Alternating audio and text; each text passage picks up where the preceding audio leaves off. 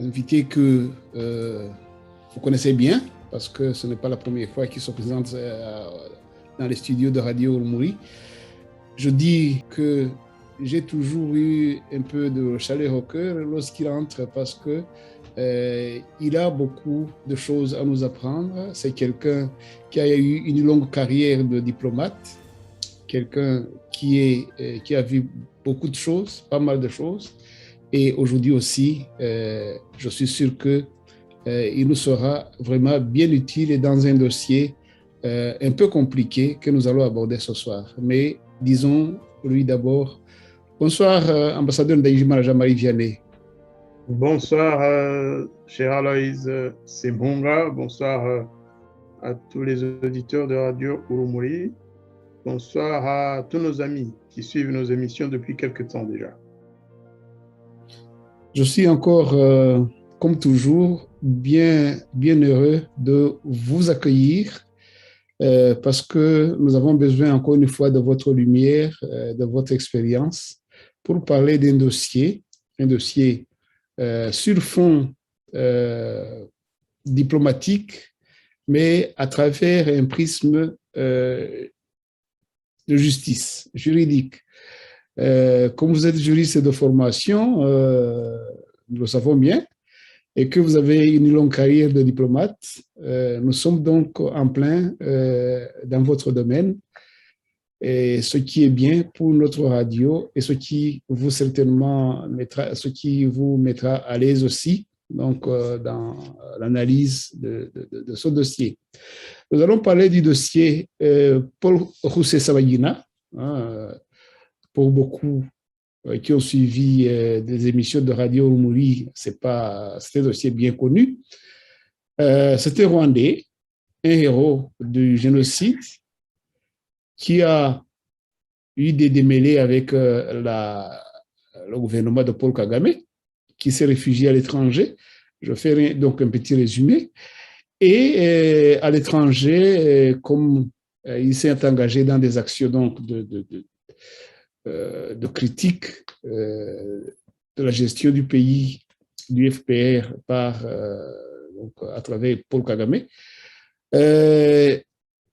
Paul Kagame l'a kidnappé et l'a ramené chez lui au Rwanda, devant la stupéfaction de tout le monde, parce qu'un kidnapping à partir des États-Unis, c'est pas vraiment anodin quand on est du Rwanda.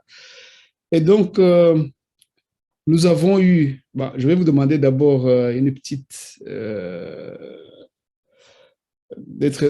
patience parce que je dois préparer nos auditeurs qui n'ont pas peut-être bien suivi ce dossier à bien comprendre ce que nous allons éclaircir ici. Je disais donc que Paul Rusesabagina, un héros du génocide, a été kidnappé vers le Rwanda, évidemment, où il n'est pas le bienvenu. On l'a accablé de tous les crimes, dont le terrorisme. Ironie du sort, parce que terrorisme, c'est lui qui a été victime à le kidnappement vers le Rwanda. Une fois là-bas, on l'a accusé de terrorisme. Et curieusement, c'est un dossier où on a eu quelques faits dignes de la rubrique journal de M. Mahaman, du Gondwana, parce que le dossier, on a vu d'abord Paul Rusesabagina, après 3 ou 4 jours, si ma mémoire est bonne, après avoir été kidnappé de Dubaï, dans un avion privé. Et donc, il est arrivé à Kigali. Et 4 jours après, on nous l'a présenté à la télévision, menotté, en costume, et le porte-parole de la police avec lui. Et le porte-parole qui dit que M. Rusesabagina a été arrêté et à Kigali. Donc, il a été arrêté à Kigali. On l'a retrouvé comme par hasard à Kigali. On l'a arrêté. Et tout cela a été fait avec, d'après le porte-parole de la police, avec la complicité ou, disons, la collaboration avec des États amis. Donc, deuxième fait, très curieux, je dis toujours que c'est vraiment digne de la rubrique Journal du Gondwana. Quelques jours après, quand le monde s'indignait, il se demandait, se posait des questions, mais comment se fait-il que quelqu'un qui était recherché par le Kigali s'est amené lui-même et qu'on l'a arrêté à Kigali? C'est pas possible. Comme ce n'était pas crédible, 2 jours après, le porte-parole du Rwanda Investigation Bureau, c'est donc le bureau des enquêteurs du Rwanda, a déclaré que c'est Paul Rusesabagina, donc, qui s'est amené lui-même à Kigali, tout seul, comme ça, comme un grand. Donc, il a occulté la collaboration avec des pays partenaires étrangers. Quelque temps après, nous avons vu Paul Kagame, interviewé par la télévision rwandaise, qui nous déclare que M. Paul Rusesabagina est venu au Rwanda, est arrivé à Kigali croyant qu'il arrivait à Bujumbura, au Burundi. Paul Kagame, le président du Rwanda, dit même que on dirait que c'est quelqu'un qui se trompe de numéro et qui fait un mauvais numéro de téléphone, qui appelle un mauvais numéro de téléphone. Ça s'est passé comme ça d'après Paul Kagame. Seulement, un aveu que le monde a suivi très curieusement avec étonnement. Paul Kagame, dans cette interview, il déclare que quand même, il a mis une petite main, qu'il a utilisé une petite ruse pour que Paul Rusesabagina arrive à Kigali. Comme si cette ruse pouvait, ne pas être un crime d'utiliser la ruse pour arriver à des fins criminelles. Voilà, et un autre fait, pour aller très vite, on a vu Rusesabagina interviewé par CNN dans la prison de Kigali. On s'est dit, mais le Saint-Esprit est arrivé dans le cœur de Paul Kagame, qui accepte que un prisonnier soit interviewé par des journalistes dans sa cellule. Mais c'était... Bon, curieusement, Paul Rusesabagina dit, voilà, je ne sais pas comment je me suis retrouvé à Kigali parce que quand je suis réveillé, j'étais bâillonné et menotté. Bon, alors, le monde devenait de plus en plus interrogateur. Il dit, mais finalement, qui on va croire? On a vu d'autres faits qui étaient vraiment tellement abracadabrant qu'on s'est dit, mais finalement, qu'est-ce qui s'est passé? Où est-ce que ce dossier va arriver? On a vu des témoins. Paul Rusesabagina, justement, dans cette interview avec CNN, il a déclaré que il a été trahi par un certain pasteur, apôtre Constantin Niomungere, qui l'a amené, ne sachant pas qu'il l'amenait à Kigali. Donc, il avait un plan de l'amener à Kigali et que c'est lui qui a eu vraiment, qui était la main active de Paul Kagame pour l'amener à Kigali. C'était on commençait à y voir clair, si je peux dire. Alors, depuis lors, la pression, pour conclure, la pression internationale n'a cessé d'entrer dans le dossier. Les Américains, donc le Sénat, le département d'État, l'Union européenne, le Conseil de l'Union européenne, l'Assemblée de l'Union européenne, ont mis la pression sur Kigali pour qu'on libère Paul Rusesabagina, pour qu'il soit jugé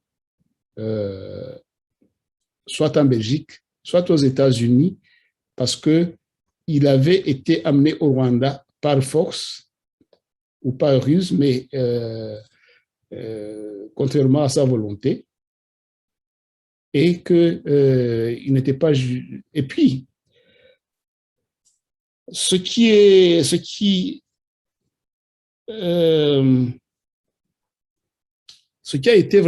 a mis la puce à l'oreille à la communauté internationale que Paul Rusesabagina n'aura pas la justice à Kigali, et qui a fini de dissiper toutes les interrogations dans les têtes de l'Occident, c'est que le ministre Busingye, qui est le ministre de la Justice, a eu une interview après. Je dis que donc c'est une succession de faits et incroyables, et qui a, lui, accepté que, voilà, nous, c'est pas un crime d'avoir amené Paul Rusesabagina à Kigali parce que, et pourtant, c'est nous qui avons affrété l'avion qu'il a pris de Dubaï jusqu'à Kigali. Donc, les affaires devenaient de plus en plus claires et la communauté internationale continue de mettre la pression sur Kigali.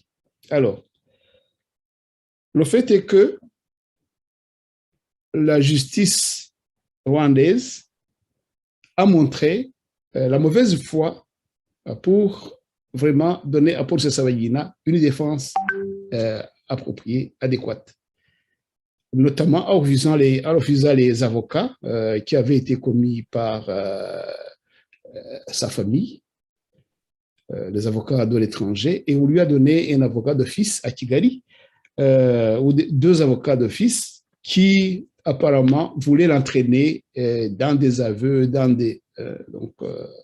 le chemin où le gouvernement rwandais voulait que son procès aille.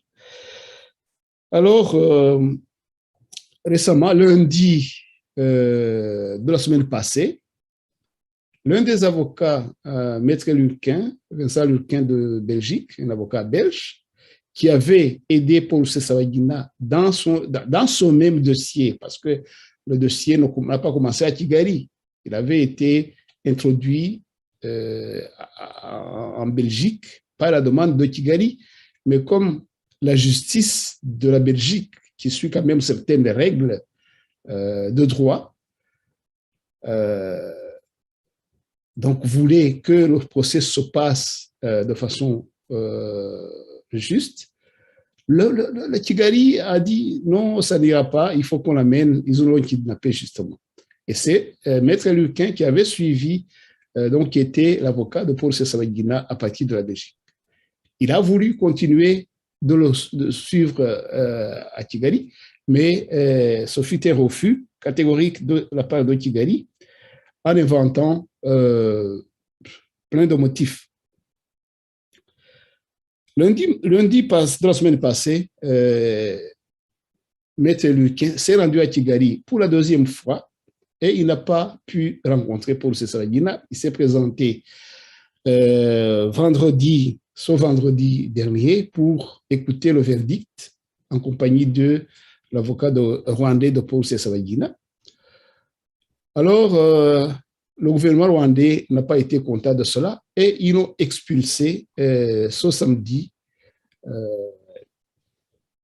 Il est arrivé en Belgique. Il a été expulsé manu militari par le gouvernement rwandais, donc le mettant persona non grata et avec interdiction de remettre les pieds au Rwanda dans sa vie future. Voilà donc le dossier. Aujourd'hui, nous allons, avec votre aide, Andradé Lagijimana Jean-Marie Vianney, donc essayer de comprendre comment un pays comme le Rwanda peut refuser la justice à quelqu'un qui, normalement, a droit à cette justice et refuser que même toute aide qui peut venir de l'extérieur. C'était un problème très sérieux où se mêlent diplomatie et justice, comme j'ai dit, et que on voudrait que vous nous donniez vos éclaircissements, vos explications sur ce dossier digne, comme je l'ai dit, du journal de M. Maman de Bodogondouana. Ce dossier, vous l'avez bien suivi, et quelle fin entrevoyez-vous pour ce dossier? Le cheminement, vous l'avez compris, vous l'avez suivi, mais ça va finir comment? Essayez de nous décrire vraiment ce que vous avez ressenti, ce que vous pensez que ça va arriver au procès pour ces Sabani. Je vous remercie beaucoup pour cette introduction qui explique d'abord le contexte pour ceux qui n'ont pas suivi l'affaire depuis le début. Et il était complet. L'analyse était complète, plutôt l'introduction était complète. Sauf peut-être qu'en réalité, moi, je ne place pas cette affaire sous l'angle juridique ou judiciaire. C'est véritablement un dossier politique d'abord, de par la nature même des faits qui sont reprochés à Paul Rusesabagina, qui il est d'abord, c'est une personnalité politique qui compte dans le paysage politique rwandais de l'extérieur et même du pays. Ensuite, ma foi, Maître Lurquin n'a rien fait de répréhensible au Rwanda. Il n'a même pas essayé de plaider ou de se joindre à l'équipe des avocats rwandais. Pas du tout. Il était juste là. En tout cas, c'est ce qu'il semble, parce que la police rwandaise n'a rien trouvé de palpable avant de l'expulser. Maître Lurquin dit qu'il a eu l'autorisation d'entrer au Rwanda, un visa en bonne et due forme. Je pense que là, personne ne peut lui dénier le droit d'accéder au territoire rwandais. En plus, il l'a eu à Kigali. Ce n'est pas un visa qu'il a demandé à Bruxelles. Il s'est présenté à la frontière, à l'aéroport international de Kanombe. Il a demandé son visa, comme cela est prévu par les procédures. Eh bien, il a eu ce visa. Maintenant, c'est juste une question d'apparence, mais qui tient à la grande paranoïa. En fait, il faut dire que le gouvernement rwandais était un gouvernement paranoïaque. Vous parlez de Maman, moi, je préférais plutôt parler de notre bomboli national, Rubens Mukunzi. Parce que Maman, c'est vrai que c'est très rigolo, mais bomboli, j'espère que Rubens va faire un numéro sur cette affaire. Donc, pour ceux qui n'ont pas suivi cette affaire, il faut savoir que Maître Lurquin n'a pas essayé de plaider ou de se présenter comme avocat cherchant à plaider au tribunal. Non. Il voulait tout simplement suivre le procès de son client. Et comme il est avocat de profession, eh bien, pour entrer à la cour, il s'est habillé comme un avocat professionnel. C'est dans les us et coutumes. Il n'allait pas se présenter au tribunal en basket ou en jeans. Non, il a mis sa toge d'avocat. Le procès se passe en Kinyarwanda. Donc, Maître Lurquin n'aurait pas eu l'intention d'aller plaider en Kinyarwanda, mais il voulait suivre. Et c'est son droit.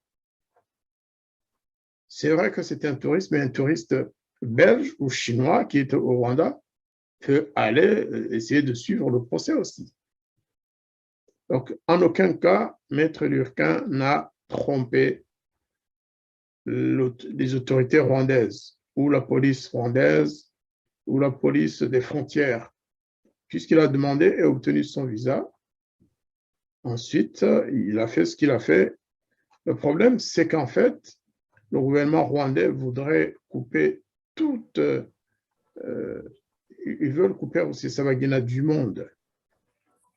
Et ils veulent le couper de ses amis étrangers, ils veulent le couper de surtout ses avocats, parce qu'on peut être avocat de quelqu'un sans nécessairement aller plaider dans le pays où la personne est emprisonnée. On a le droit, l'avocat a le droit de suivre au quotidien le déroulement du procès, surtout un procès aussi délicat. Donc, c'est en réalité cela, quoi. Il n'y a pas eu de faute professionnelle de la part de Maître Lurquin. Il n'a pas contourné la réglementation ou les conventions existantes entre la Belgique et le Rwanda. Donc, pour moi, il s'agit tout simplement d'une atteinte à la liberté de Maître Lurquin en tant qu'avocat et en tant que personne, tout simplement.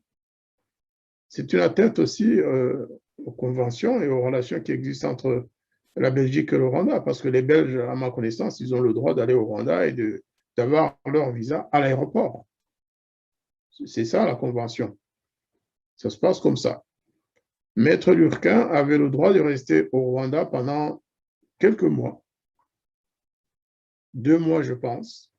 Et là, en fait, il a été victime de cette paranoïa dont je parlais, sachant qu'il a kidnappé Paul Rusesabagina, sachant qu'il a utilisé la torture sur la personne de Paul Rusesabagina, aussi bien pendant le kidnapping qu'après. Et quand je dis torture, ce n'est pas nécessairement torture à l'électricité. Il y a plusieurs formes de torture. Quand on empêche Paul de prendre ses médicaments, lorsqu'on lui interdit de parler à sa famille seul, et que chaque fois qu'il reçoit un appel téléphonique de sa famille, il y a nécessairement un officier de la police, ou en tout cas proche des services, qui est là présent pour entendre tout ce que Paul dit. C'est de la torture morale, mais il a aussi subi des tortures physiques. Ne pas manger 3 fois par jour comme cela est prévu dans le règlement. Ne pas avoir ses médicaments alors que tout le monde savait que Paul avait besoin de certains médicaments de manière régulière. Ça, c'est une forme de torture qui peut même coûter la vie à notre frère Rusesabagina. Donc, c'est tout ça que le gouvernement rwandais essaie de cacher. Je ne dis pas la justice rwandaise parce que la justice rwandaise ne s'oppose pas à la venue des avocats, c'est le gouvernement, c'est pourquoi ça devient une affaire purement politique. Cela rappelle, pour ceux qui n'avaient peut-être pas commencé à s'intéresser au Rwanda ou au fonctionnement de la justice rwandaise, cela rappelle, rappelez-vous, en 2010, un autre cas d'avocat étranger arrêté, celui-là, et même maintenu en prison pendant des mois. Il s'agit du professeur Erlinger, qui était l'avocat de Madame Umuhoza, Ingabire Victoire. Il est resté en prison pendant des mois et des mois. Et c'était un Américain, hein, croyez-moi.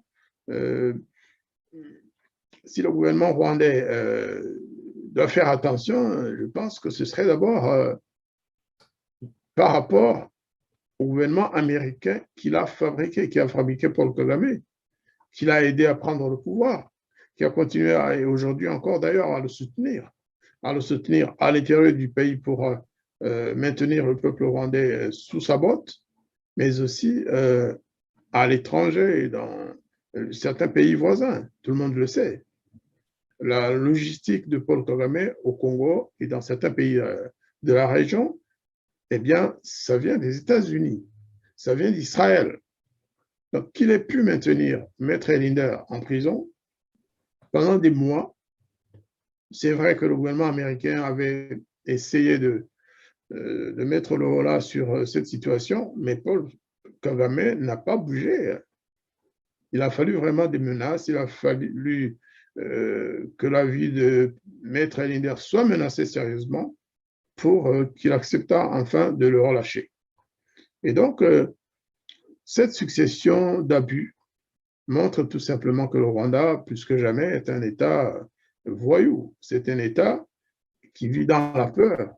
La peur, le danger est partout. Tout le monde devient un ennemi du Rwanda et du régime de Paul Kagame. C'est comme ça qu'il faut voir les choses. Ce n'est pas un dossier de procédure judiciaire, pas du tout. C'est tout simplement que le Rwanda a des choses à cacher.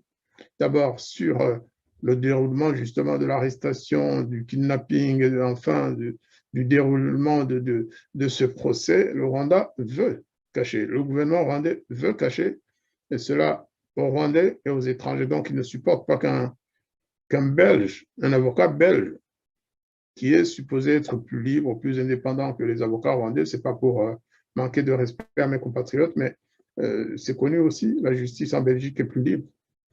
Maintenant, peut-être qu'on va revenir à la question que moi je me pose. Pourquoi tous ces gouvernements laissent Paul Kagame faire? Pourquoi la Belgique ne sort pas de ses gonds pour dire la vérité à Paul Kagame? Parce qu'il s'agit là quand même de Maître Lurquin, ce n'est pas n'importe quel Belge, hein, c'est un avocat. Et il s'agit de quelqu'un qui représente toute une profession en Belgique. Il est député aussi, il est membre de... Exactement. Exactement. Et donc, pourquoi la Belgique n'utilise pas les mêmes moyens? Je me rappelle, récemment, j'ai eu un entretien avec l'ancien ambassadeur belge au Rwanda, M. Swinen, qui m'a raconté ce qu'ils avaient fait en 1990-91, après l'arrestation du groupe des 8000 ébizistes, c'est-à-dire toutes les personnes qui étaient soupçonnées d'être complices du FPR après son attaque du 1er octobre 1990. L'ambassadeur belge, en l'occurrence, donc, Monsieur Johan Swinen, à l'époque, qui était déjà ambassadeur à Kigali, il a même eu l'autorisation d'aller visiter les prisons et de s'adresser aux personnes justement arrêtées à partir du 4-5 octobre 1990. Aujourd'hui, vous ne pensez pas qu'un ambassadeur étranger puisse accéder à la prison, et s'il y va, il ne va pas avoir la liberté de parler à qui il veut ou de faire un discours. C'est ça, en fait, c'est la vraie nature de ce gouvernement. C'est un gouvernement qui a peur parce qu'il a commis tellement de crimes, parce qu'il continue de commettre tellement de crimes, parce que à l'intérieur du pays comme à l'étranger, le Rwanda, le gouvernement de Paul Kagame a commis des infamies qui sont considérées et qualifiées par beaucoup comme des crimes de génocide. On ne va pas entrer nécessairement dans la profondeur de ces dossiers-là, mais en fait, c'est ça. Oui, pour étayer justement ce que vous disiez, hein, même l'avocat Maître Lurquin, justement, a demandé à la Belgique qu'elle agisse vraiment face à ce qu'il a subi. Ce n'est pas pour le consoler, mais je pourrais souligner justement qu'il a eu plus de chance que pour le professeur Erling des États-Unis. Exactement. Sinon, il aurait été comme lui en prison pendant quelques temps. Mais bon, on a ri, mais c'est vraiment quelque chose de très grave. Donc, comme vous pouvez le lire avec moi dans le numéro de La Libre Belgique, qui d'ailleurs a repris ce qu'elle avait reçu des agences Belga et AFP. On parle justement de l'avocat belge, de l'expulsion de l'avocat belge et de ses impressions, donc de sa demande vraiment à la Belgique que donc son pays et qu'il y ait des actions sérieuses face à ce refus de justice.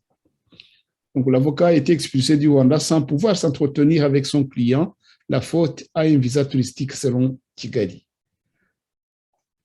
Vous venez de le souligner et donc c'est ce qu'on dit aussi dans l'article.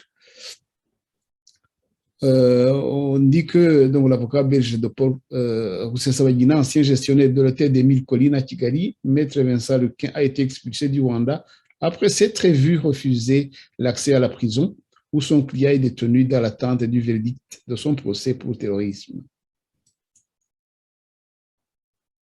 Paul Rusesabagina, qui jouit de la nationalité belge, est défendu à son procès par une avocate rwandaise. Ce n'est pas une avocate. Actuellement, c'est un avocat. Oui, c'est Maître Gatera Gashabana, c'est un homme. Donc, voilà, c'était une précision. L'homme a été rendu célèbre en 2004 par le film Hôtel Rwanda. Donc, l'homme, ça veut dire Rusesabagina, Paul Rusesabagina. Il a été rendu célèbre par le film Hôtel Rwanda en 2004, qui raconte comment Sohutu a sauvé plus de 1000 personnes au cours du génocide de 1994.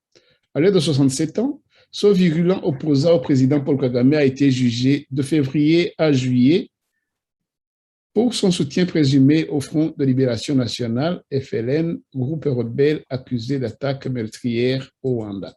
Ses avocats et ses proches ont régulièrement dénoncé l'impossibilité de le rencontrer depuis son arrestation dans des conditions troubles à Kigali en août 2020, à la descente d'un avion qu'il pensait être à destination du Burundi. Le gouvernement rwandais a admis avoir facilité le voyage vers Kigali, mais affirme que l'arrestation était légale et que ses droits n'ont jamais été violés. Un procès politique, comme vous le disiez. M. Rusesabagina et sa défense ont boycotté les audiences depuis mars, protestant contre un procès politique rendu possible par son enlèvement et contre la violation de ses droits à la défense. Maître Luquin, expulsé samedi soir du Rwanda pour avoir enfreint la loi sur l'immigration, est rentré en Belgique ce dimanche après-midi via des escales en Ouganda et aux Pays-Bas. Il a confirmé à l'agence belga avoir été arrêté et interrogé par les autorités rwandaises avant d'être escorté par des militaires jusque sur le tarmac de l'aéroport.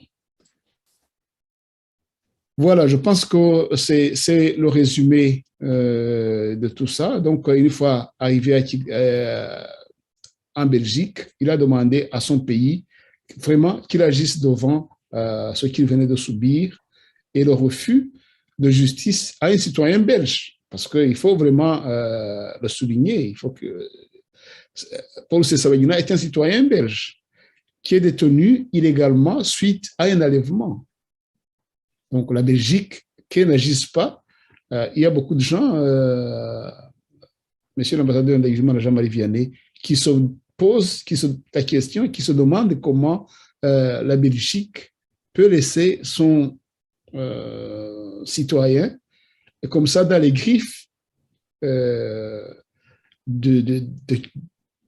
quelqu'un qui est à l'étranger, qui l'a kidnappé. C'est pas, vous qui êtes expert en diplomatie, vous en avez vu de tels cas de kidnapping,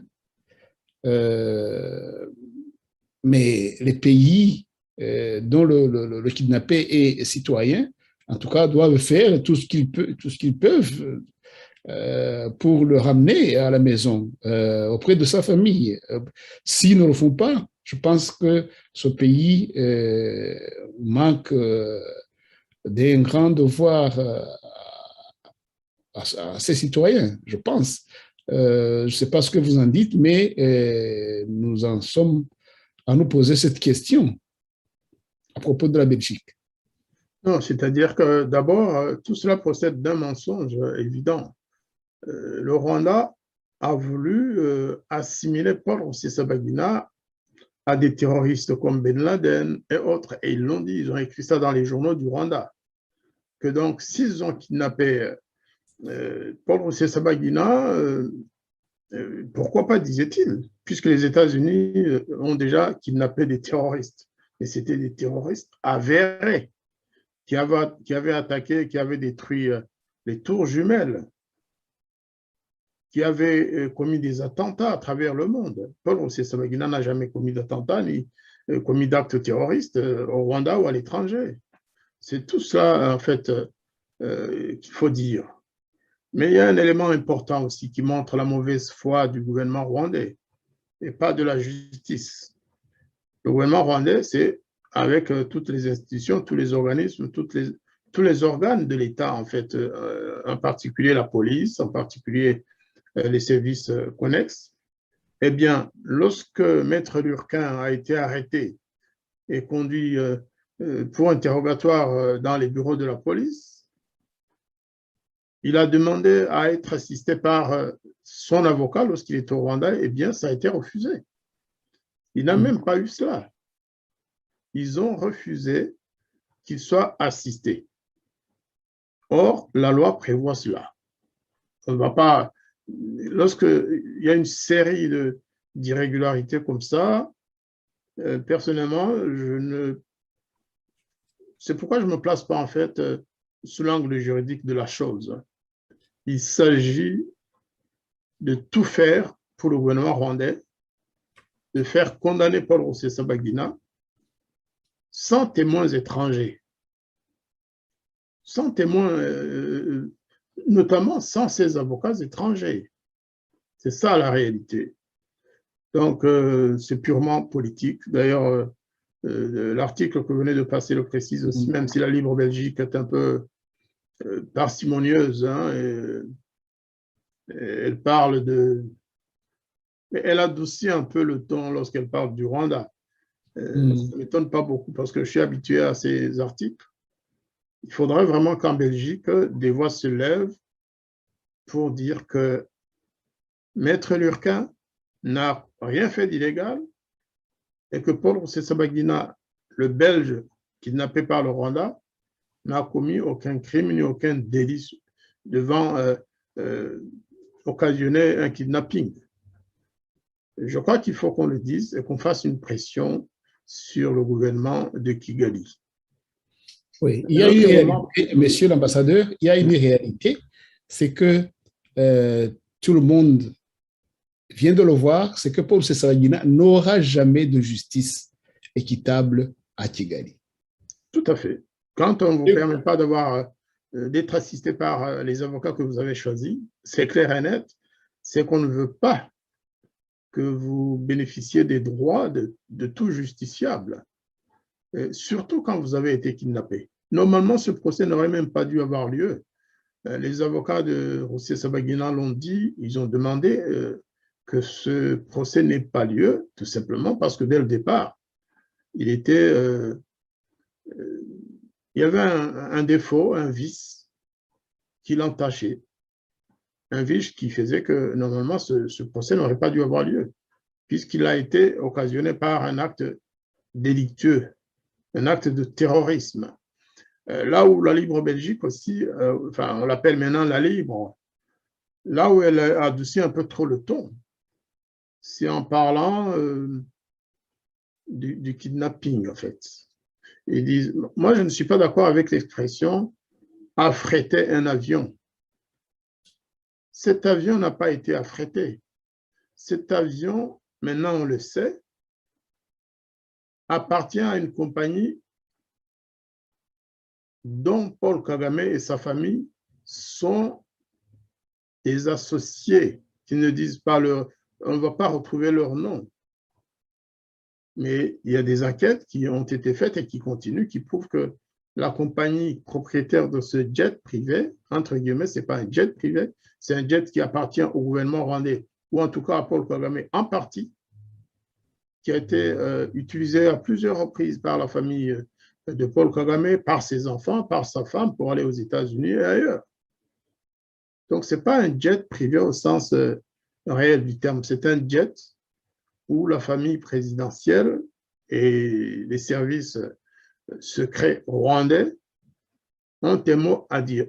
Même à minuit, s'ils veulent. Oui, ce que vous dites, c'est vrai. D'ailleurs, Paul Kagame ne l'a pas nié.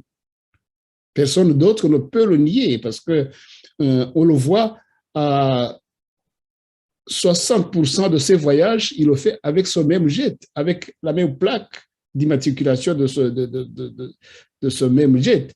Donc, c'est un avion qui appartient à une compagnie dont le nom donc, se lit en langue étrangère, basé à l'étranger, mais une compagnie donc de Paul Kagame, voilà, dans ses actions de laver la monnaie, donc laver la monnaie, l'argent qu'il dérobe au pays. Blanchir, Oui, blanchir l'argent qu'il dérobe au pays. tout à fait. Il investit dans des compagnies étrangères et il utilise ces avions, ce sont les siens. On le voit avec le même avion, avec la même plaque d'immatriculation aux États-Unis, en Afrique ou ailleurs. Donc, ce n'est pas un avion quelconque qui a été affrété pour kidnapper Paul Rusesabagina. C'est vraiment... D'ailleurs, personne ne le nie. Personne ne l'a nié. Vous savez, cette compagnie d'avions soi-disant privée, c'est un des canaux par lesquels Paul Kagame passe justement pour blanchir un peu tout ce qui vient de RDC, de la République démocratique du Congo, c'est connu. Maintenant, il s'est spécialisé aussi en football. Il a encore renouvelé son contrat récemment avec Paris Saint-Germain, avec Arsenal, je pense. Il y a une semaine, Paul Kagame s'emportait en disant « Arsenal a perdu un match, il faut absolument que l'entraîneur s'explique ». Vous pensez vraiment qu'un chef d'État rwandais doit prendre autant parti pour une équipe de football, tout simplement parce qu'ils ont un contrat, qu'ils se contentent de la convention ou du contrat de visite Rwanda. Au-delà de cette convention qui tient, semble-t-il, du tourisme, en fait, hein, c'est pour promouvoir le tourisme vers le Rwanda. Mais en quoi la victoire du Paris Saint-Germain ou d'Arsenal compte pour lui? Pourquoi ça doit être si important que ça? Mais en réalité, tout le monde, là aussi, ça se dit. Paul Kagame, en passant par le Qatar et par des voies détournées, il est devenu associé dans ces équipes-là. Il a des parts dans les équipes qu'on présente au Rwanda comme des partenaires touristiques. En fait, il est devenu associé. Il a des parts dans les sociétés qui gèrent via le Qatar et via certaines autres voies. C'est ça aussi qu'il faut savoir. Paul Rusesabagina a été, nous devons essayer de chercher de ce côté-là, parce qu'un de nos frères, un de nos amis, un de nos compatriotes, pour vous, belges, et amis pour nous tous, a été kidnappé grâce à l'aide des mêmes réseaux.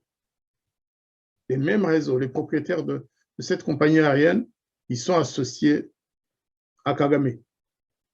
Oui, je pense que c'est bien clair, mais pour aller un peu vers l'avant dans notre analyse et revenir sur le volet justice, je pense que on ne peut rien espérer de justice juste et équitable de la part du gouvernement rwandais et pour le cas de Paul Rusesabagina.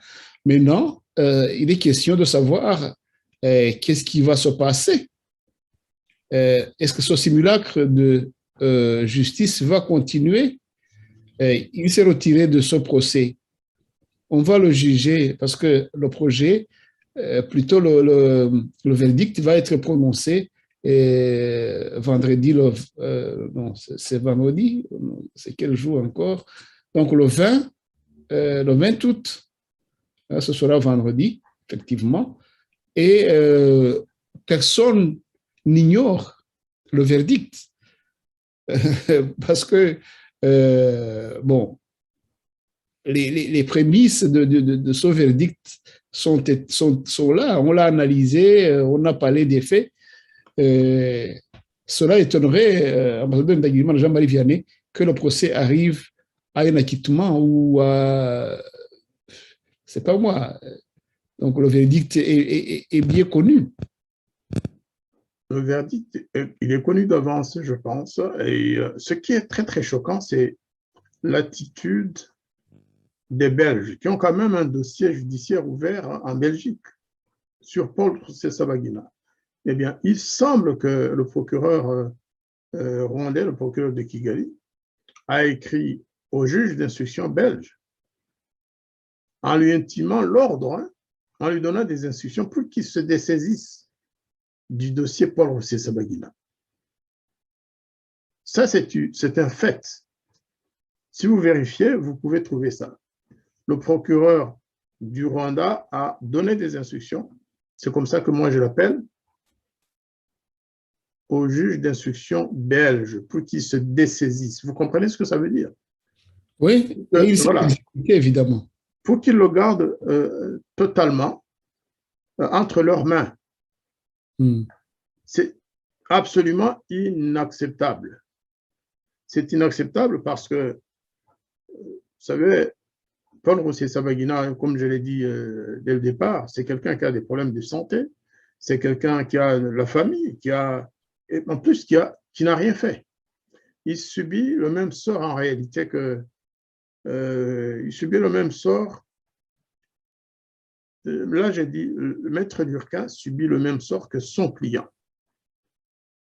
Ils sont accusés, moi je dirais, de crimes putatifs. C'est-à-dire qu'on dit, vous avez dû vouloir faire ceci, vous avez dû vouloir commettre ce crime, commettre cette infraction. Je l'ai dit, maître Lurquin n'a pas du tout essayé de plaider au tribunal du Rwanda. Mais on veut absolument nous convaincre que c'était cela son intention. Il n'y a pas de faute, il n'y a pas d'infraction en droit qui doit procéder de la recherche de l'intention avant même qu'un fait quelconque n'ait été commis. C'est ce qu'on dit, c'est un crime putatif en fait, c'est un délit putatif. On pense que quelqu'un a l'intention de faire ceci et on l'accuse de cela. Il pouvait, comme maître Erlinder, rester au Rwanda, rester dans les prisons rwandaises. Il a eu beaucoup de chance, je trouve. La chance, c'est qu'on ne voudrait pas qu'il aille dans la même prison que son client. Je crois que la Belgique doit vraiment, sauf à penser, comme le dit un certain auteur, écrivain rwandais qui a écrit un livre récemment et qui pense que certains pays et certaines organisations auraient participé à des choses graves au Rwanda en 1994, en l'occurrence, entre autres, à l'attentat contre l'avion du président Habyarimana. L'auteur pense que c'est ce qui explique la fébrilité, la faiblesse et le fait que ces gouvernements ou ces organisations soient timorés. Lorsque Paul Kagame parle, c'est le recul. Comme si Je Paul vais Kagame revenir. avait un droit de regard, comme si Paul Kagame avait un secret qu'eux ont peur qu'il ne dévoile un jour. Donc, on le laisse faire. En attendant quoi, on le saura peut-être demain, mais il y a trop de laisser-faire. Il y a trop de laisser-faire. Un gouvernement comme la Belgique ne devrait pas permettre que le Rwanda se comporte de cette façon à l'égard de ses concitoyens. Merci, ambassadeur de Jean-Marie Vianney. On va revenir chez vous pour essayer d'analyser d'autres projets du domaine judiciaire avec donc entre Kigali et l'étranger, parce qu'il n'y a pas que Paul Kagame, plutôt il n'y a pas que Paul Rusesabagina. Il y a d'autres projets judiciaires qui sont dans la coopération entre Kigali et d'autres pays occidentaux. Mais avant cela, je voudrais accueillir M. Joseph Matata. Pour ceux qui ne le connaissent pas, Joseph Matata est un grand militant des droits de l'homme qui est président d'une organisation qui milite pour les droits de l'homme, dont la justice, qui lutte contre l'impunité. Monsieur Joseph Matata, si vous ouvrez votre micro et si vous nous écoutez, nous vous disons bonjour, Monsieur Joseph Matata.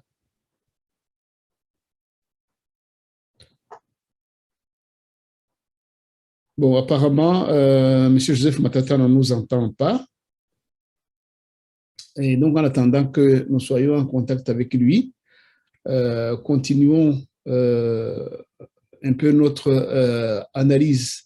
Monsieur l'ambassadeur de Gijima, Jean-Marie Vianney, justement, le Rwanda a d'autres projets, d'autres relations basées sur le domaine, donc du domaine judiciaire avec les pays occidentaux.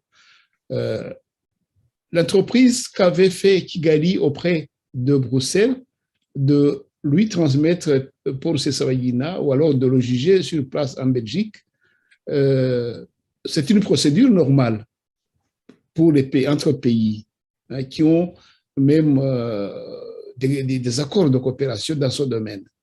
Donc, c'est une démarche normale de justice entre les deux pays, mais ici se pose une question de voir le comportement et le refus de justice aux opposants politiques rwandais qui sont à l'étranger, donc de la part de Kigali, refus de justice aux opposants qui sont à l'étranger, qui sont parfois déportés vers Kigali par ruse ou la ruse, ce sont les maîtres à Kigali pour mettre dans leurs mains les opposants politiques qui sont à l'étranger. Alors, ils utilisent cette même ruse pour faire venir des gens soi-disant criminels ou soi-disant génocidaires, soi-disant. Est-ce que un pays comme la France, la Belgique, les pays occidentaux, est-ce qu'ils devraient, encore une fois, se leurrer, continuer à croire que les demandes de Kigali d'extradition des opposants, est-ce qu'ils devraient vraiment, après cela, continuer à croire Paul Kagame et lui envoyer ses opposants? Je pense que ceci pourrait servir de leçon à Jean-Marie Vianney. Vous savez, les leçons, il devrait en avoir eu suffisamment depuis 27 ans, parce qu'il s'est passé beaucoup de choses, aussi bien en France qu'en Belgique, aux États-Unis et qu'ailleurs. Il s'est passé quoi? Il s'est passé une forme d'espionnage qui devrait être inacceptable entre États qui se respectent. Vous savez, quand la Belgique, la police belge prévient des personnalités rwandaises vivant en Belgique qu'elles risquent de se faire assassiner par l'ambassade du Rwanda ou par des agents arrivés de Kigali en profitant de leur statut diplomatique, en ce qui concerne par exemple la France, mais en Belgique aussi. Judy Revers a été menacé en Belgique. Faustin Twagiramungu a été prévenu qu'il risquait d'être assassiné et bien d'autres. Mais il n'y a pas eu d'action sur le gouvernement rwandais. On a laissé faire. Où sont passés ces espions qui voulaient assassiner Faustin Twagiramungu? Où sont passés ces assassins qui voulaient attenter à la vie de Judy Revers et que la police belge avait monitoré, je veux dire, observé, suivi et qu'il connaissait probablement? Où sont-ils? Qu'est-ce que le gouvernement belge a fait? Récemment encore, on nous a parlé du Pegasus. Pegasus, ce logiciel espion que le gouvernement rwandais a loué avec une société belge, NSO, je pense. L'une des personnes ciblées par cet espionnage, c'est la fille de Paul Rusesabagina, Karine Kanimba. Est-ce que la Belgique a adressé, ne fût-ce que, je ne sais pas comment on va désigner cette interpellation, éventuellement un appel à l'ordre quand même. La Belgique est un pays souverain, hein. Ce n'est pas une colonie de Paul Kagame. Sinon, ça se saurait. Lorsqu'il se passe quelque chose à Kinshasa ou au Burundi, la Belgique sort de ses gonds. Le Burundi a été sanctionné, mis sous embargo pour rien. pour rien, je peux le répéter. Tout simplement parce que les amis de Kagame, justement, qui voulaient protéger ce tyran, parce que tous ceux qui avaient suivi la déstabilisation du Burundi en 2015, tout simplement, n'étaient pas entendus ni écoutés à Bruxelles. Mais Paul Kagame, il kidnappe des Belges, il chasse un avocat comme Maître Lurquin, il espionne une jeune fille qui est la fille de Paul Rusesabagina, et je pense qu'elle est belge aussi. Silence. Kigali envoie des assassins pour attenter à la vie de l'ancien Premier ministre rwandais, Faustin Twagiramungu, pour assassiner des journalistes étrangers de passage en Belgique. Et il n'y a rien, il n'y a pas d'action. Comment voulez-vous que le monde ne continue pas de considérer Kagame comme un héros à la limite? Il peut tuer, il peut violer, il peut kidnapper tous ceux qu'il veut.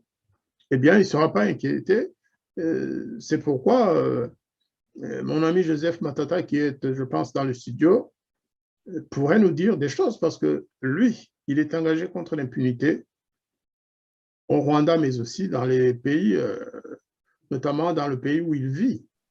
Oui, il pourrait nous dire des choses, mais faudrait-il encore que son micro fonctionne.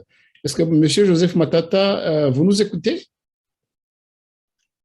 Là, c'est bon. Voilà, je vous dis bonjour mes frères.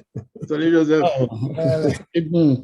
On a essayé de vous parler tout à l'heure, mais apparemment, la communication n'était pas J'avais bonne. des problèmes de haut-parleur. Voilà. Maintenant que c'est établi, nous vous disons bonsoir chez vous. Nous espérons que vous vous portez bien. Si vous nous avez écouté, nous sommes en train de parler du dossier Rusesabagina et de l'expulsion de son avocat, Maître Lurquin, ce samedi, donc samedi passé. On se demandait, au niveau de la justice, que le Rwanda était parmi les pays les moins aptes à pouvoir donner justice équitable à ses opposants. Et pourtant, certains pays occidentaux continuent de lui faire crédit, de lui faire confiance et lui envoyer des opposants que Paul Kagame réclame, alors qu'ils savent réellement. Une autre preuve en plus, c'est le procès donc, de Paul Rusesabagina. Ils le savent bien qu'il n'y a pas de justice au Rwanda. Mais on se demandait, mais pourquoi les pays occidentaux continuent-ils à fournir à Paul Kagame des gens pour mettre la tête sur le bio? Donc, c'est ça la question. Vous qui êtes un grand militant depuis votre enfance des droits de l'homme, vous qui êtes président du CLIR, l'association qui lutte contre l'impunité et l'injustice au Rwanda, vous pouvez nous éclaircir sur la justice de Paul Kagame ou le manque de justice de Paul Kagame, mais que les Occidentaux ne veulent pas avoir. Et les pays comme la Belgique, qui laissent son citoyen entre les mains d'un tel dirigeant qui n'est pas, en tout cas, personne fréquentable au niveau de la justice. Comment voyez-vous cela, M. Joseph Matata? Eh bien, merci de me poser cette question, mais je dois souligner que le Rwanda est un État totalitaire. Il n'y a pas d'État de droit et tout État totalitaire fonctionne comme à l'époque des nazis hitlériens. Donc, ils méprisent la vie humaine, ils méprisent la justice, il y a absence de justice totale et leur projet, c'est toujours un projet d'extermination, d'assassinat, d'emprisonnement, de kidnapping. C'est tous les crimes, quoi, avec toute une cruauté, avec la cruauté dont les humains savent être... dont les humains sont capables, quoi. La cruauté extrême, pire que celle que des animaux sauvages peuvent avoir. Parce que l'être humain a montré ses capacités de cruauté, et que ce soit dans la torture, que ce soit même dans les guerres sauvages qui se sont livrées, les humains ont montré une cruauté incroyable, pire que celle des animaux. Donc, pour Kagame, je crois que c'est quelqu'un qui est venu d'Ouganda. En Ouganda, il n'y avait pas de justice. Même là-bas, en Ouganda, il était habitué à tuer. Il n'y avait personne qui lui disait quoi que ce soit. Quand ils ont attaqué le pays, il a liquidé ses collègues, le Guigema, le major Bayingana, Chris, etc. Il a continué jusqu'à aujourd'hui. Jusqu'à aujourd'hui. Donc, c'est quelqu'un qui est habitué à tuer. Et apparemment, ces maîtres qui l'ont choisi comme mercenaire dans cette région sont habitués à travailler avec les régimes totalitaires. D'autant plus qu'ils ont un passé, ici en Europe, ils ont travaillé à l'époque de la montée du totalitarisme allemand avec Hitler. Donc, ils s'accoutument au régime de Pinochet, ils se sont accoutumés au régime de Joseph Staline, le grand dictateur qui a massacré plus de 20 millions d'opposants en Russie, avec l'installation des goulags, les prisons dans lesquelles on éliminait des millions d'opposants, etc. Donc, moi, je crois que ensuite aussi, il faut imaginer aussi que l'Occident a, dans son histoire lointaine ou récente, l'Occident, c'était un champ de bataille. Donc, en quelque sorte, ils sont habitués à voir la mort en face et ils ne regardent maintenant que les intérêts. Ensuite, quand on voit l'époque coloniale, l'époque de l'esclavage, tout ça, c'était de la cruauté. Donc, je crois qu'en quelque sorte, ils ne regardent que les intérêts et jamais, jamais les êtres humains. Malgré que le berceau de la chrétienté, le berceau de l'Église catholique avait tempéré en amenant le concept de que tous les frères sont, que tous les hommes et toutes les femmes sont des frères et sœurs. Mais je crois que maintenant l'intérêt, le goût, l'argent, comment dirais-je, les intérêts géostratégiques, ils passent avant l'être humain. Je crois que c'est pour cela qu'ils assistent à des assassinats. L'ambassadeur italien aux États-Unis, plutôt au Congo, il a été assassiné. Ils ont élevé la voix pendant 2 ou 3 jours, et puis maintenant, il n'y a plus personne qui demande. On ne connaît même pas le résultat des enquêtes. Il paraît que même les procureurs congolais qui ont voulu enquêter dessus ont été menacés. Je ne sais même pas s'il n'y en a pas qui a été tué. Donc, c'est la cruauté terrible là-bas de notre côté. C'est comme en Afghanistan. La vie d'un homme ne vaut pas très, très cher. Et si ici, nous assistons justement à cette montée de violence, avec même lorsqu'on fait des manifestations, on a été agressé. Combien de fois on a cassé nos voitures? Combien de fois on a voulu livrer une bataille rangée dans la rue? C'est que nous avons toujours évité de rentrer dans ce conflit, de jouer le jeu, mais ils ont toujours essayé. Ils ont même loué. Je me rappelle, pour les manifestations du 6 décembre 2010, ils ont loué même les petits voyous congolais du quartier Matongé à coût de 100 euros par voyou. Et nous avons eu la chance qu'il y a quelqu'un, un ignoré, qui était à l'ambassade, qui me connaît très bien, à qui j'ai rendu beaucoup de services, notamment de l'aider pour avoir obtenu le droit d'asile, le statut de réfugié.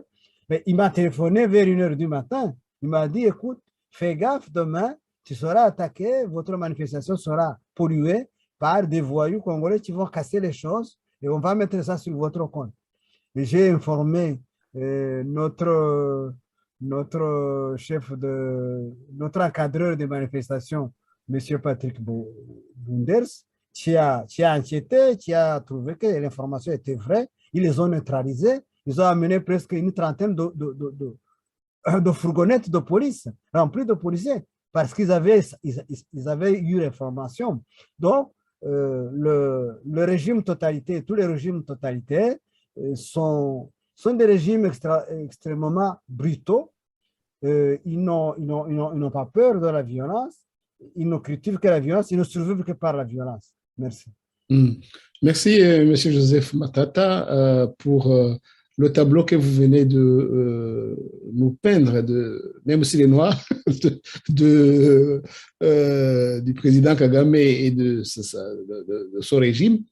Mais ce qui est l'élément nouveau que vous amenez est très regrettable parce que vous décrivez aussi la faiblesse des gouvernements occidentaux de punir, d'agir, de sévir devant des faits vraiment qui sont avérés et qui se passent chez eux et qui sont faits par le gouvernement de Kagame. Ça, l'ambassadeur d'Egimana, Jean-Marie Vianney aussi avait essayé de l'expliquer. Mais maintenant que nous avons établi cela, réfléchissons. Qu'est-ce que nous pouvons faire pour faire agir les gouvernements occidentaux? Heureusement que il y a même qui disent, voilà, il y a un peu de racisme là-dedans. Hein, donc, il ne faut pas vraiment s'en cacher. Ils disent, un citoyen belge noir africain, ça va, on s'en fout. Mais non, Maître Lurquin, il n'est pas noir et il est belge. On s'attaque à lui. Demain, Kigali va s'attaquer, c'est pas moi, à un ministre belge. Parce que les gens qui ont cette habitude, qui ont acquis cette, comme M. Matata Joseph l'a bien expliqué, ils ont ça dans le sang, ils ne vont pas s'arrêter par là. Alors, qu'est-ce que nous devons faire pour faire comprendre à ces gouvernements que c'est le moment de mettre le rollat sur cette mauvaise volonté, ces mauvais comportements du gouvernement de Paul Kagame. Qu'est-ce qu'on peut faire? Je me tourne vers l'ambassadeur d'Egimana, Jean-Marie Vianney d'abord, et puis Joseph Matata plus tard. Je vous remercie pour cette question, Aloïse, puisque effectivement, on doit aussi se regarder dans le miroir et se dire, mais dénoncer le comportement et l'attitude des gouvernements étrangers de Belgique, de France, des États-Unis et ailleurs, c'est bien, mais nous, qu'est-ce qu'on fait?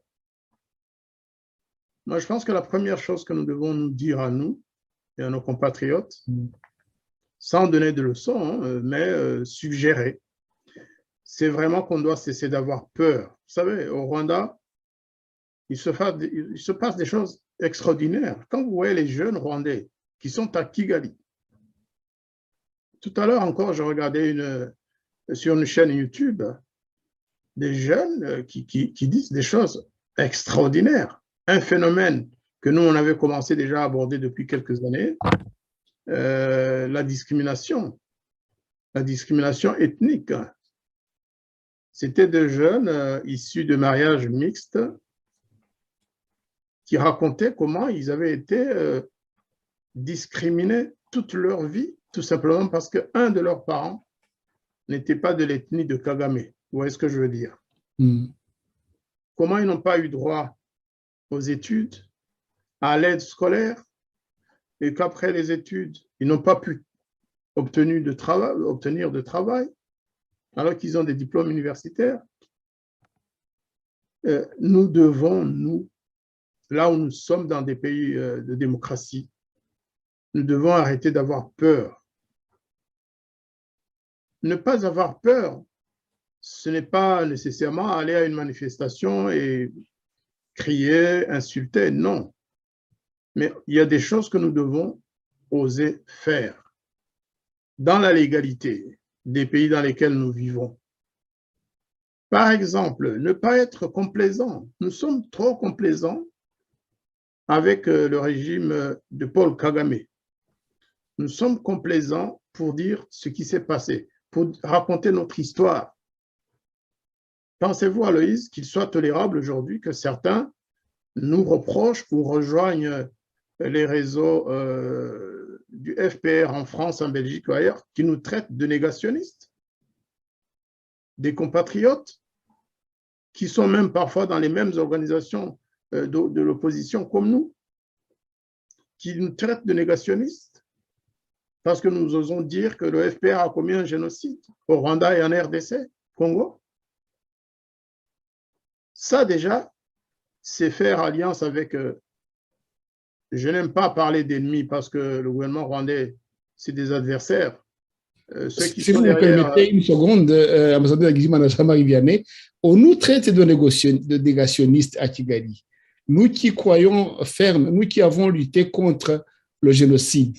Tout à fait. Comment peut-on lutter contre le génocide pendant 3 mois du génocide et devenir négationniste? Ça, mais ce n'est pas étonnant. Je le dis pour les Occidentaux. Parce que même l'orphelin du génocide des Tutsis, Karasira Aimable, il vient d'être accusé de négationniste. Presque de génocide. La famille Ouidara. Kizito Mihigo. Négationniste aussi. Kizito Mihigo. Non, je continue pour parler. Oui, allez-y. Je voulais souligner ça parce que nos compatriotes, parce que les Occidentaux aussi le sachent. L'émission va se terminer, il faut que je le dise, mais je ne vise personne. Hein. Aloïse nous a demandé de nous adresser à nous-mêmes. Moi, c'est le message de ce soir.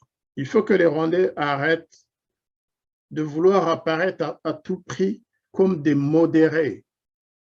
Le mot modéré n'a pas de sens. Dans les années 90 jusqu'à 94, on disait de quelqu'un qu'il était modéré. D'ailleurs, on disait des Hutus. Seuls les Hutus pouvaient être modérés. Il n'y avait pas de Tutsis modérés. Ils l'étaient tous.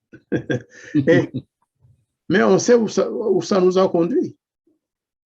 On sait où ça nous a conduit. Les gens sont partis les yeux fermés, modérés, pour faire plaisir aux FPR, pour faire plaisir aux Européens, aux Américains. Et à la fin, on a payé très, très cher.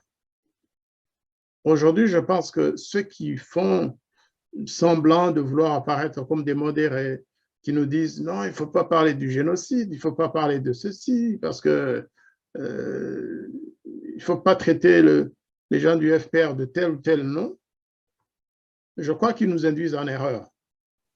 Nous devons savoir défendre nos intérêts et les défendre en regardant tous nos partenaires dans les yeux, comme le faisait le FPR à l'époque. Nous devons pouvoir dire la vérité sans insulter personne. Je crois que les crimes que le FPR a commis depuis 1990 à ce jour, au Rwanda, en République démocratique du Congo et même au Burundi et en Ouganda. Matata a souligné les crimes commis par le groupe de Kagame quand il était chef des renseignements en Ouganda. Moi, je suis convaincu que justement, c'est l'ensemble de ces crimes qui constituent le talon d'Achille du régime de Paul Kagame, qui veut faire apparaître une autre image, que c'est un régime qui a libéré, entre guillemets, qui a sauvé les Tutsis, alors qu'il les a tout simplement sacrifiés, comme je l'ai toujours dit, et même qu'il a participé à l'assassinat de nos parents. Nous devons le dire. Nous devons appeler cela par le nom qu'il faut. Nous devons nous servir des rapports internationaux, des rapports de l'ONU, qui sont toujours cachés dans des tiroirs à New York et ailleurs. Nous devons dire que dans le rapport Mapping, on dit que les crimes commis contre les réfugiés rwandais au Congo et contre les Congolais est assimilable à des crimes de génocide. Nous devons le dire. Nous devons dire que depuis 1990, le FPR a massacré des populations sur une base ethnique, de façon sélective, de façon massive, et qu'il a donc commis un génocide. Ceux qui ne veulent pas qu'on en parle, qu'ils acceptent de débattre de cette question. Qu'ils acceptent. Il y a un problème, mais il y a un problème. Oui, je comprends ce que vous dites, Jean-Marie Vianney, mais il y a un problème que je voudrais quand même souligner. Prenons la France, où vous habitez. Emmanuel Macron vient d'essayer de renouer les contacts avec le Rwanda et il a même envoyé, ils se sont convenus avec des simulations de rapports, d'enquêtes. Et il vient d'envoyer un ambassadeur, curieusement, qui a été bien accueilli à Kigali. Il vient de présenter ses lettres de créance. Et dans donc, le jour de sa présentation des lettres de créance, il a eu une interview avec les journalistes du Rwanda où il a déclaré, j'ai cherché l'interview, mais le mot juste que je cherche, ils l'ont coupé par après. Pourtant, on l'avait bien entendu. Ah bon? Donc, il avait déclaré qu'il va créer un poste d'un diplomate à Kigali dans son ambassade, l'ambassade de France à Kigali, un poste de quelqu'un qui va travailler rien que sur la déportation des gens visés par le gouvernement de Kigali, donc les opposants qui sont en France, qu'ils accusent de génocidaires, de négationnistes, et que ce poste sera établi à Kigali, à l'ambassade de France. C'est la déportation. Un diplomate, rien que pour ça.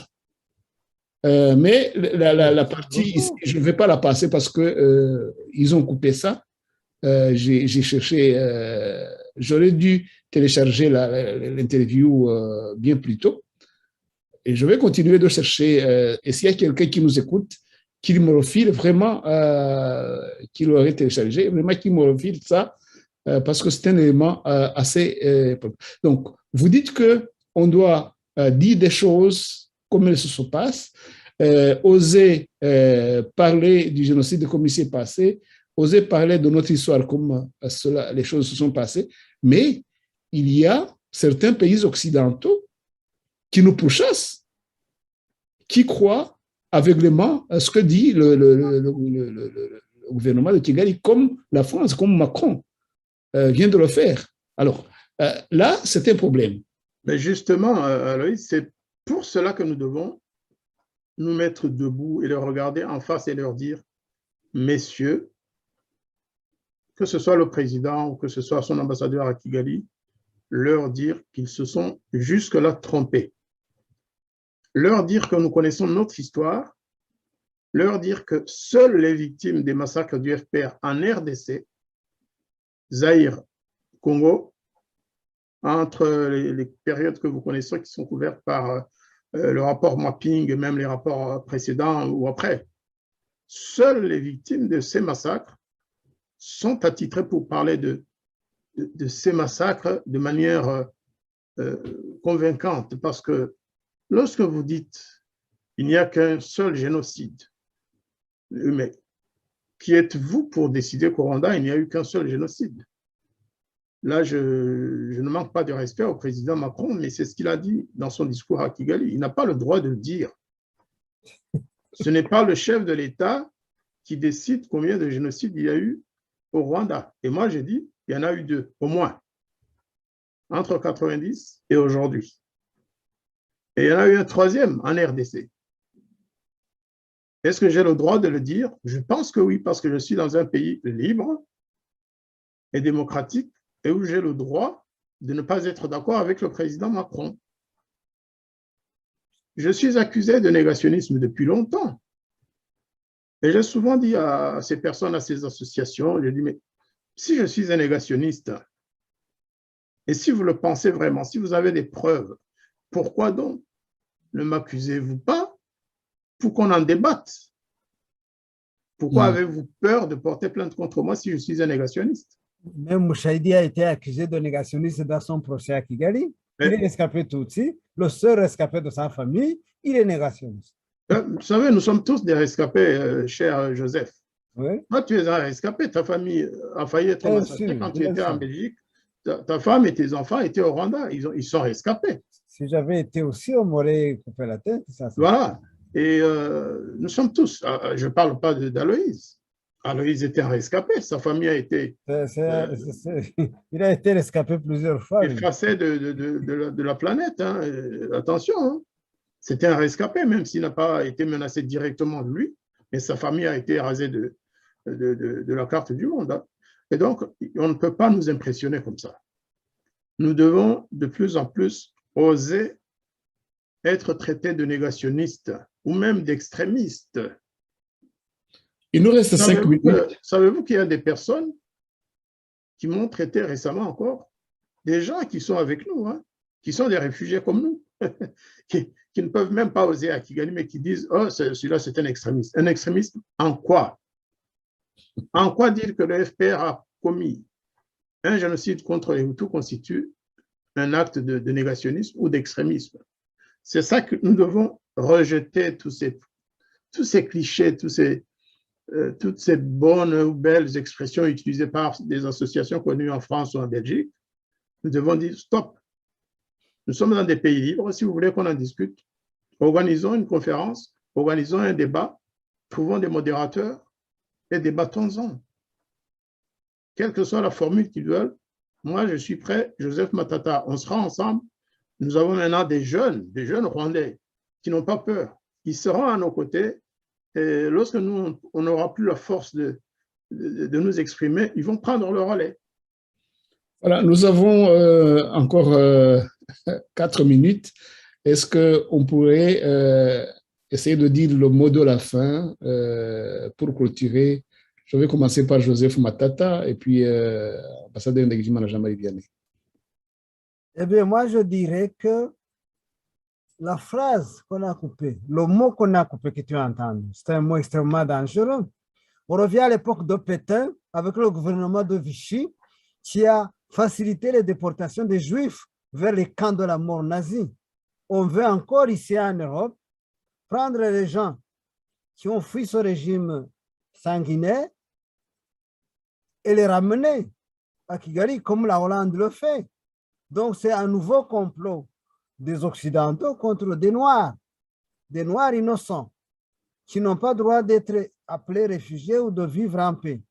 Pourtant, ils ont des services de renseignement, ils savent très bien que ce régime est génocidaire. Depuis l'Ouganda, ils ont des mandats d'arrêt espagnols, ils ont des mandats d'arrêt français du juge Bruguier, sont des criminels notoires reconnus.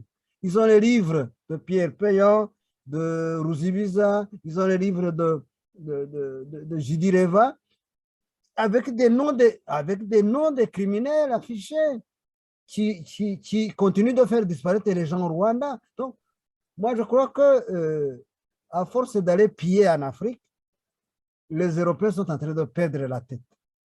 Ils sont revenus comme à l'époque de l'esclavage ou de la colonisation, où ils ont commis des massacres coloniaux incroyables. Et c'est comme s'ils donnaient un feu vert à Kagame de dire, tu peux massacrer, même y compris sur le territoire européen, on va vous les envoyer. C'est pour cela qu'on traîne les pieds avec Rusesabagina. Guy Tennis a été emprisonné à Kigali 75 jours, 2 mois et demi. Et ils ont dû se dépêcher, il est venu parce qu'ils ont été fermes. Et pourtant, à cette époque-là, le génocide, ça marchait encore. En 2005, vous pouvez encore vendre un peu le génocide au Rwanda. Maintenant, avec tout ce qu'on connaît, les responsabilités du Front patriotique rwandais, les responsabilités de Kagame, avec tout ce qu'on connaît, même contre les Banyamulenge, même les Banyamulenge sont en train de se retourner contre Kagame. Ils ont compris que tous les malheurs, tous les massacres du Congo, tous les crimes, toutes les guerres, toute la souffrance, Kagame en est responsable au moins à 90%. Donc, tout le monde a les yeux ouverts, sauf les Occidentaux, qui ont pourtant les moyens d'investigation pour le savoir. Donc, ils font un peu comme pour les campagnes du Covid, hein. Ils font le malin, quoi. Voilà, je m'arrête là. Je laisse le mot à mon grand frère. Merci pour cette conclusion, Monsieur Joseph Matata. Et l'on retiendra vraiment cette comparaison que tu viens de faire et c'est très important. Monsieur l'ambassadeur Ndagijimana Jean-Marie Vianney, pour conclure. Je remercie mon petit frère. Les cheveux blancs sont trompeurs en fait, hein. Il a raison, je suis son grand frère, mais on est des camarades depuis longtemps et on a souvent les mêmes idées d'ailleurs sur tout ce qui se passe au Rwanda et sur les actions à entreprendre. Moi, ce que je vais dire, je reviens encore une fois à mes compatriotes. Les pays étrangers, on trouvera une formule pour leur parler, pour leur adresser des messages, mais à mes compatriotes, je veux dire ceci. Il y a 3 mots que je voudrais vraiment, sur lesquels il faut qu'on réfléchisse.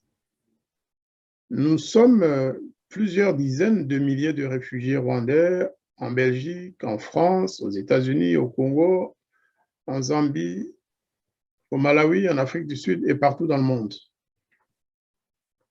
Nous sommes de plusieurs origines. Il y a des Tutsis parmi nous qui ont été victimes du génocide des Tutsis et nous le reconnaissons. Il y a des Hutus qui ont été victimes du génocide commis par le FPR. Cela est moins accepté par certains. Il y a même des Batouas qui ont été massacrés, dont on ne parle jamais. Il faudrait qu'on ait un sursaut d'empathie.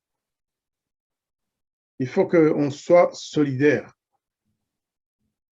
Le FPR a massacré des centaines de milliers de Hutus, c'est connu, mais il a aussi massacré des Tutsis entre 90 et 94 et après.